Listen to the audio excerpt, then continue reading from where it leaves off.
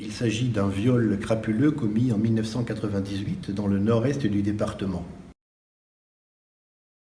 Il s'agit d'une jeune fille de 21 ans qui circulait à bord de sa voiture et qui a trouvé sur sa route, donc sur la chaussée, des rondins de bois l'obligeant à s'arrêter. Elle descend donc de sa voiture et c'est alors qu'un homme surgit. L'homme est cagoulé, il va s'engouffrer dans la voiture, il va la ficeler et ils vont faire quelques kilomètres après lesquels donc il va la violer dans la voiture. Donc voilà pour le rappel des faits, une affaire donc crapuleuse qui avait été prise très au sérieux à l'époque par la justice, par les enquêteurs de la gendarmerie, mais qui malheureusement n'avait pas pu trouver sa solution. Alors le deuxième élément nouveau, donc pour résumer un petit peu la situation,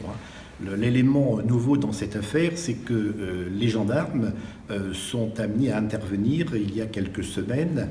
pour un cambriolage dans une entreprise. Ils se déplacent donc pour faire les constatations d'usage, notamment avec donc le TICP, le technicien d'investigation criminelle,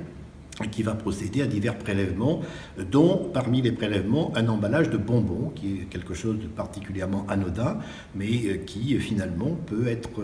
utile pour essayer donc de faire identifier les traces qui se trouveraient sur cet emballage avec tous les profils ADN qui se trouvent au fichier. Eh bien, effectivement, il a eu plus que raison, il a fait un excellent travail, puisque les résultats de l'analyse ont montré que les traces de la scène de viol en 1998 et les traces retrouvées sur l'emballage du bonbon en 2019 correspondaient à la même empreinte génétique. À partir de là, nous savions donc que l'auteur du viol et celui qui avait eu le bonbon entre les mains étaient la même personne.